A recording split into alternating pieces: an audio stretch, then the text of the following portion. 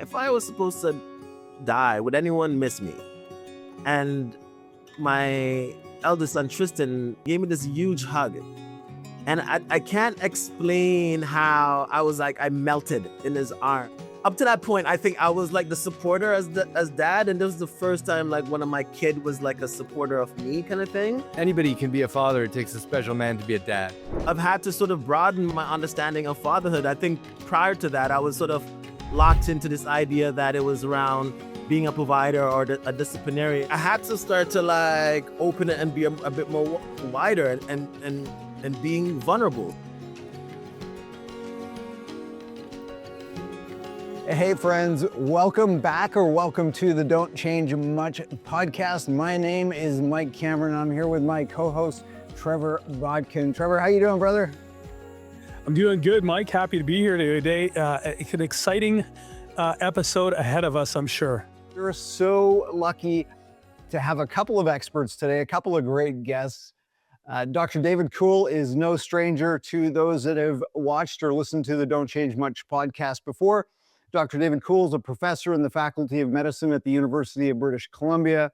He's a clinician, a researcher, an author, a speaker, and maybe most importantly for this conversation, David is a father as well. That's one of those things that I think kind of bring a lot of men together, this shared commonality of fatherhood and this, they don't come with manuals. We are also joined today with Brandon Hay, and Brandon has been working in the fatherhood space, running the Black Daddies Club for the last 20 some odd years. And we'll let Brandon sort of talk a little bit about that project and what he's doing. But he's running a Sunday dinner club that we're going to talk a little bit about today. Thank you very much. Brandon, let's start with you. Tell us a bit about where you come from and why you do the work you do. Awesome. Well, first, thank you guys for having me. So the Black Daddies Club, we've actually been, this is our 19th year, 2007 we started. We had three mandates. The first is to create or co-create space for Black men and Black fathers for us to talk about what we're navigating. And really it's around decreasing the isolation. The second is around working with the media as well as creating our own media depicting Black fathers and Black men in a more positive and nuanced light, much like what we're doing right now. And third is around community-based education, or we call it mental health, or community mental health interventions. And really what we started in Black barbershops. And it was a way for us to sort of hear from Black barbershops here in Toronto in an area called Little Jamaica, but also different locations. So there's this movie, I'm going to date myself a little bit, Field of Dreams. Nice. And there's this popular line, if you build it, they will come. And early in my career, I worked a lot with young parents. And what I noticed was like, if you create like a program for young moms, and if it's good, the moms are going to come out. It's not the same with dads or, even Black fathers. So it's not necessarily if you build it, they will come. It's like you have to build it with these men. And then you have to go to where they're at, which is why we sort of go into the barbershops. And the barbershop works specifically in the context of Toronto, just because the Black barbershops is one of the few places where Black men and Black fathers is sort of unmasked. And sort of there's a practice of sort of speaking and listening. I'm also a therapist in training in Gestalt therapy, so I bring that lens to the work that I do. I'm also a divorce father that went, I was married for 16 years, and that was actually what brought me back to school to get into therapy work, because there was a lack of Black men who were doing the work around therapy. And that was one of the things that I was sort of seeing over the past 19 years. Well, a lot of men were sort of reaching out, looking for supports. And you kind of touched on, I think a lot of us don't have a manual when it comes to fatherhood, but a lot of us don't have a manual when it comes to relationships. And a lot of us are sort of walking the path and figuring it out as we go. That was my case. Dr. Kuhl, is there anything that sort of jumps out for you? You've spent an awful lot of time thinking, researching, and articulating things around fatherhood. What jumps out for you there? Well, first of all, Brandon, congratulations. You're doing an amazing job. You need to go where the men are. Healthcare, social services. We create programs, build clinics, and say, come. They don't. And I guess I share your ambition in that we created a program for first responders, for firefighters. And the only reason it's been successful is that we did it with them. They invited us to do it. And we said only on the condition that you do it with us so that it can be with us for you. And our motto is never about you without you. And I think that what you're doing is exactly right. Is if the barbershop is where you need to go, that's where you need to go. And one of the things I learned in terms of just therapy with men, take them for a walk in the woods and you'll get much further than when you're sitting in an office having them sit across from you, because you go where they are and where they feel comfortable. Yeah, I just got to jump off that and say, like, how often do I see the power of connection being the first overlooked thing in a lot of the tools and resources that are being provided to men. They build these beautiful, elegant programs, like you said, kind of a little bit of a distance away from us, but nobody's, the first, I would think, and in the work we're doing with Canadian Men's Health is called Muster Point. It's basically the same thing, the same idea on the topic of men in construction. Like, we can't just keep yelling from outside the job site fence. We got to go down there and get in the dirt with them. And they need to see themselves reflected in the support that's created for them. And they have to have a hand in building it. And I'm so excited to hear that mentioned from two different demographics today.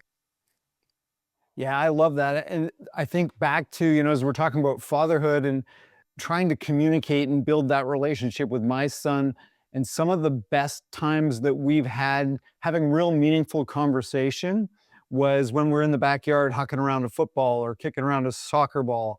The places where he wants to be, not where I've sat him down and tried to have a talk to him. So Brandon, tell us a little bit more about what you found over the last 19 years that's working for you. I think the first thing is the importance of sort of creating spaces or co-creating spaces for men and Black fathers to talk. And, I use the barbershop as an example to sort of give a framework in terms of the early years. And the barbershop was really good because that's how we built our programming. And when these fathers was like, hey, we would like to do some more outings, we then partnered with the organization here called Kids Upfront Toronto, which offer different tickets for free to different organizations. So we built a partnership and we created the Daddies and Me program.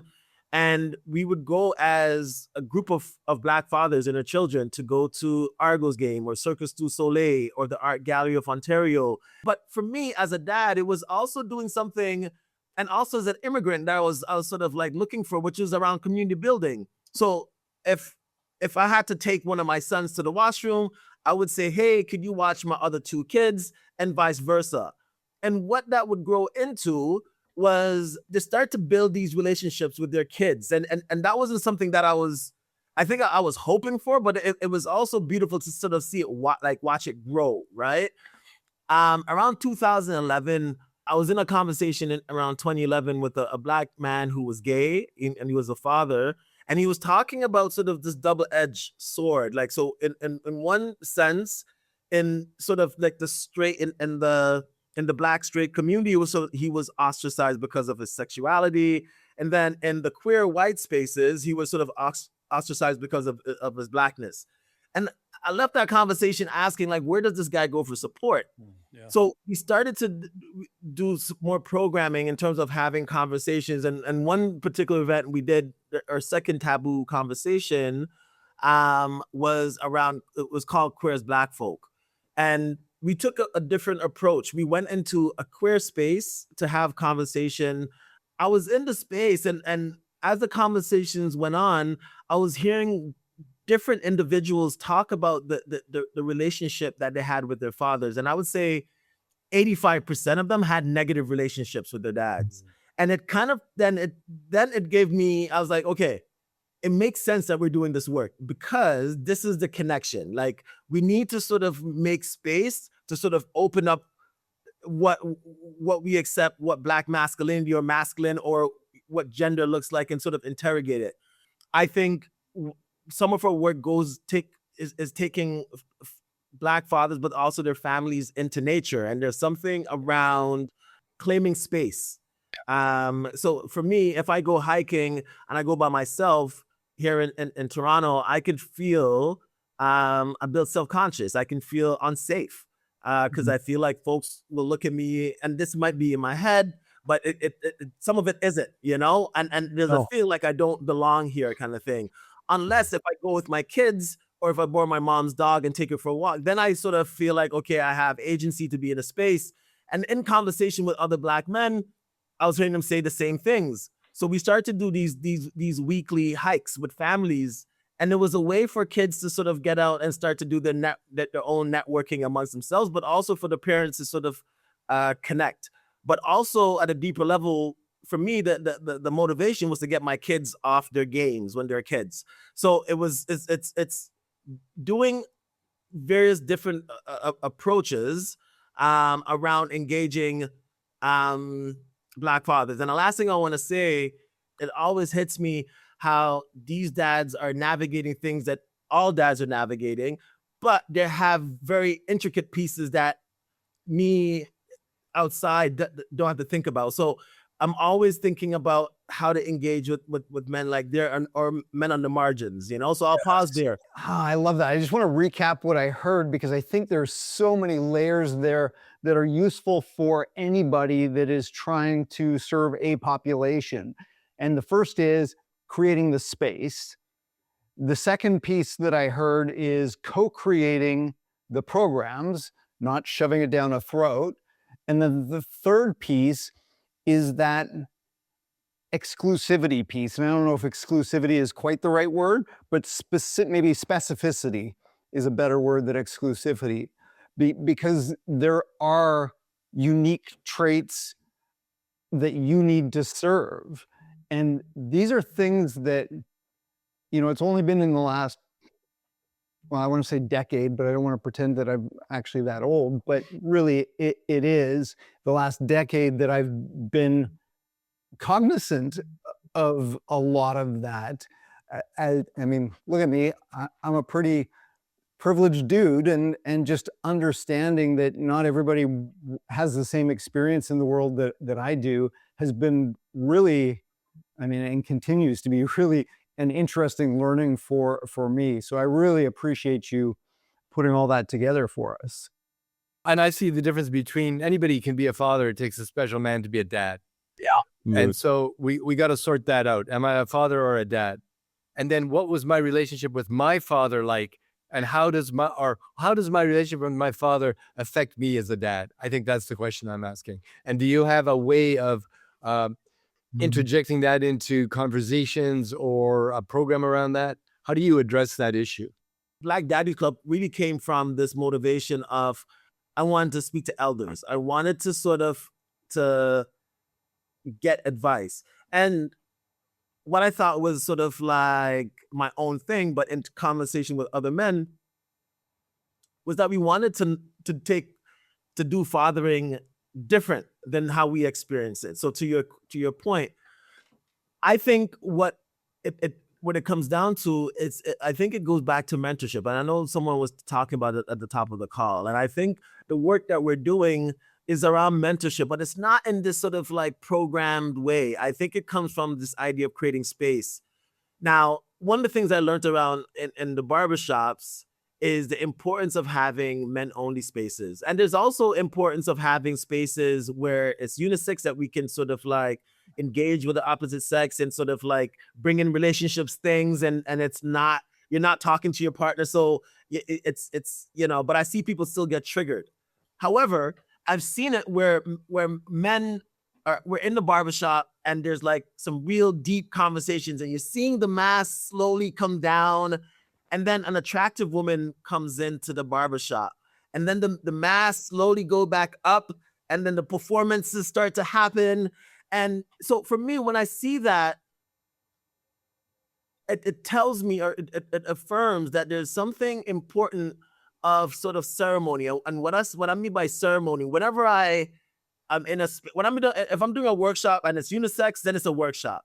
If I'm in a space with all Black men, it's ceremony. And and why I say that, it's a special list of it. It's co-created.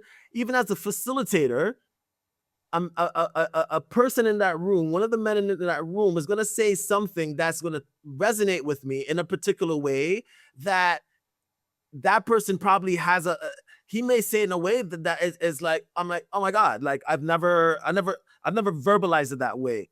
And even as I'm talking, I'm getting goosebumps. And I think for me, it's like when I leave some of these spaces, I feel rich. And the key thing as Black men, Black fathers, men across the board, is that we don't feel alone. And I think a lot of the things that we're navigating is sort of coming from a place of shame. However, when another man is talking about this thing, so when you post that question, we may start off Sunday dinners like, what's your relationship with your dad? And so much things are coming out in that one. They may not say it in the bigger group, but in that one-on-one group, they're going to sort of drop. And we ask the guys to not drop to a point that they're like, oh shit, I said too much, or I feel too. So we say, go where you feel comfortable. And when you feel that nerve, maybe back up a little bit. You know what I'm saying? I think the last thing I want to say is, when I think about fatherhood compared to motherhood, when a mom is having a baby, in that 9 months, she's feeling this beautiful being growing inside her. She's sort of losing sleep sometimes. The dad kind of pops in every now and then, is like, hey, can I feel if it's still there? And again, maybe I should use I statements. That was my experience. And it didn't become real until the baby was born. I was like, holy shit, like there was someone actually there. And it was like, then the fear hit. Everything started to hit at that one point. It was like, there was, you read the books, what to expect when expecting, but these books are not necessarily speaking to dad as a focal point. You're sort of the wingman, and to some degree, right? Yeah. So I think it's important that you have spaces for men to sort of like talk about some of these concerns, some of these fear. So our next in-person Sunday dinner. So we have a Sunday dinner coming up in May, end of the month, and that's virtual. But the one that we're doing in June, we're doing something that we've never done before, where we're bringing younger dads. And that, when I say younger dads, these are dads who may have a kid that they're either expecting a kid in the next year, or has like a toddler or something like that. And to be in conversation over food with more seasoned dads. And we're asking these guys to come with questions that they have, for both to come with questions and to be in dialogue. And what we're sort of thinking through is this idea of, what does mentorship can look like? How can we reframe mentorship in a way that young dads can feel like, and not to just have one dad or one person or one kind of masculinity to sort of look up to, but what it looks like to be in a room full of folks that you can pick and choose and have dinner, these dinner conversations with maybe 2 to 3 individuals.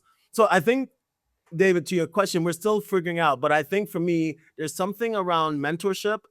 I think about the ways that my skills as a father sort of benefited from this group over the last 19 years, is hearing from these different dads and different approaches, compose myself, and then, and then the last piece is, after my divorce, I've had to sort of broaden my understanding of fatherhood. I think prior to that, I was sort of locked into this idea that it was around being a provider or a disciplinarian, or like in my case was making sure my kids, I was like the guy was like, making sure you do your homework, or like, you watch the movie, let's do a journal entry.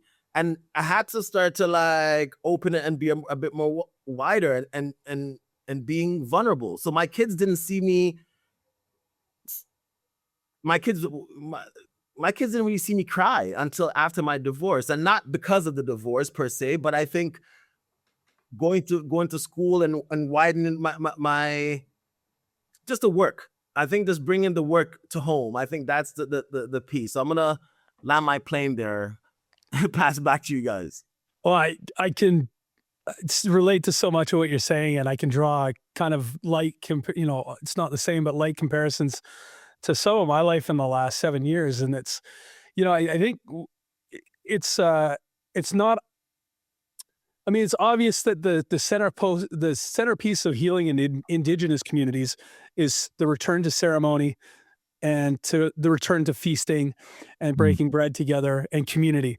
I look at my own recovery journey, um, which is a return to sanity, and learning how to live as a sober and clean person. Um, I go to meetings and I involve myself in a recovery community that offers me the opportunity to shop uh, character uh, character elements in other people. I get to spend time with them. I get to ask good questions. I get to relate to people, and in doing that, it lets me kind of say, "Oh, I like that trait in that man. I like how he carries himself, and I like the way that guy speaks." And I can start. I use it as I call it a smorgasbord of the human character or the human condition. I get to download all these elements, and sometimes I've seen elements in people that I'm like, that doesn't fit with me. That's not what my version of masculinity is. And so, yeah, I mean, you're talking about very powerful tools in returning people to, I think, a sense of wholeness, and it can't be understated the power of doing in spaces and organizing people that all have a shared and common experience and an outlook on the planet. So well done, and just really inspired to hear you speak and the work you're doing. I was just gonna say I really like the idea of mentorship because in the work we look at biological and adoptive fathers, but if that isn't a positive relationship, for some kids, the mentor or the coach could be the actual only positive father figure that they have. So it's a great idea in terms of the program you've got for a community of men to be mentors. Yeah, I was going to say the same thing, David. Like, I just love the idea of mentorship. And I also love, Brendan, what you talked about, or what I inferred from what you were saying, is that I think I often think of mentorship as sort of leader follower, or, but it really, I've realized over the last decade that it really isn't. As much as I've got to teach the junior has to teach me. And that is such a powerful reciprocal relationship that, when fostered well, is incredible. So tell us a little bit more about the Sunday dinners. Yeah, so the Sunday dinners started in November 2020, in the midst of COVID, and I was going through my divorce, and I'd moved out on my own for the first time, and there was like a huge silence, a deafening silence, and I bought a bunch of plants to sort of keep my company. Um, and during that time, that year, there was a moment where I, I I hadn't talked to my kids. I work a remote job, or that time anyways, and I hadn't really talked to. I would work and then I wouldn't engage. I wouldn't talk to anyone, and I hadn't heard from my kids, and I started to think, I'm like, I lived on the 10th floor at that time, and I was like, if I was supposed to die, would anyone miss me? And I remember looking over my balcony and sort of questioning, and I was like, I need to get out of my house, and I put on some clothes quickly, and I drove to my kid's house, and my eldest son Tristan greeted me, and he gave me this huge hug. And I can't explain how I was like, I melted in his arm. And that was the first time.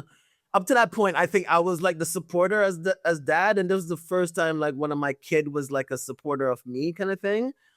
And one of the pieces that I was like, okay, I need to have some support.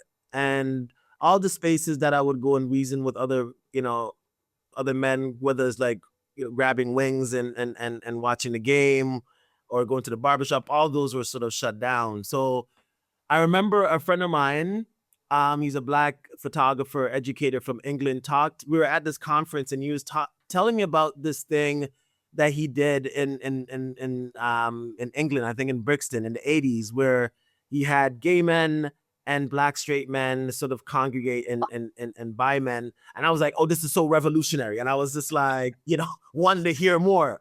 And I wanted to do this idea, but I was scared because I was scared of homophobia and how it would show up. And I said, okay, I'm going to do this thing called Sunday dinners. And I wanted to include Gestalt approaches where it was dialogical, having folks sort of go in big groups, go in small groups, bring in different modalities if possible, but really is around people sort of like sharing and listening. That was the key thing in debriefing.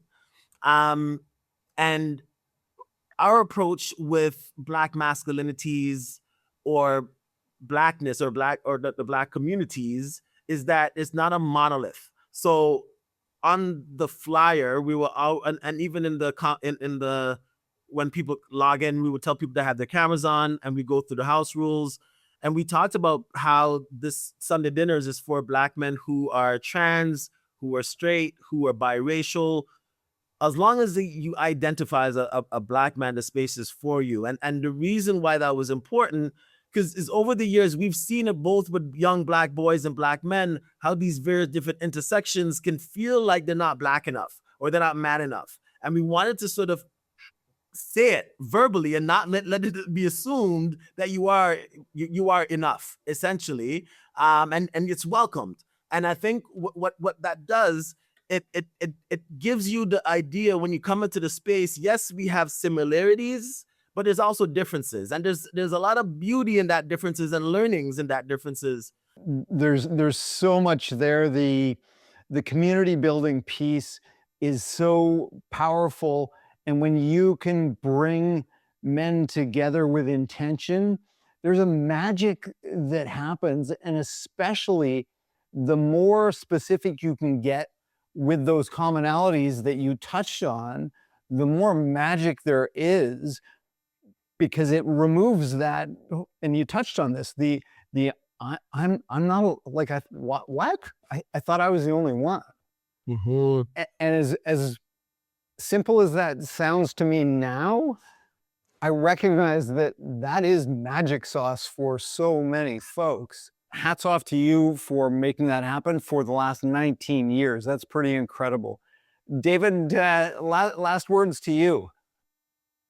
We need more people like Brandon. We need more Brandons in the world. It's an issue for all men. And I think that to build community as you're doing it is the beginning, and a community that's defined by men for men. And I really believe strongly that there's a space and a place that we need to do this for ourselves. And one of the things I really liked what you said is, we all have emotion, and sometimes we need to regulate that before we say anything. And just in terms of what you were saying with regard to your own kids, I wish somebody had taught me that when my kids were very young, is that you're going to get angry.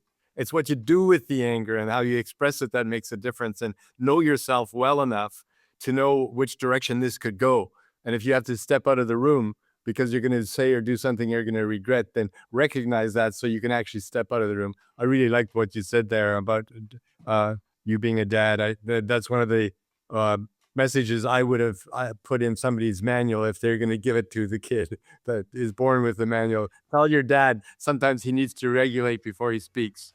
Brandon, David, Trevor, you guys, thank you so much for the conversation today. As always, this is fantastic. Friends watching and listening at home, thank you for your time and attention, and we'll make sure that we have all of the information on Brandon's organization on the show notes, so you can find it where you need it and when you need it. And feel free to reach out if there is any information that you're missing. Gentlemen, thank you so much.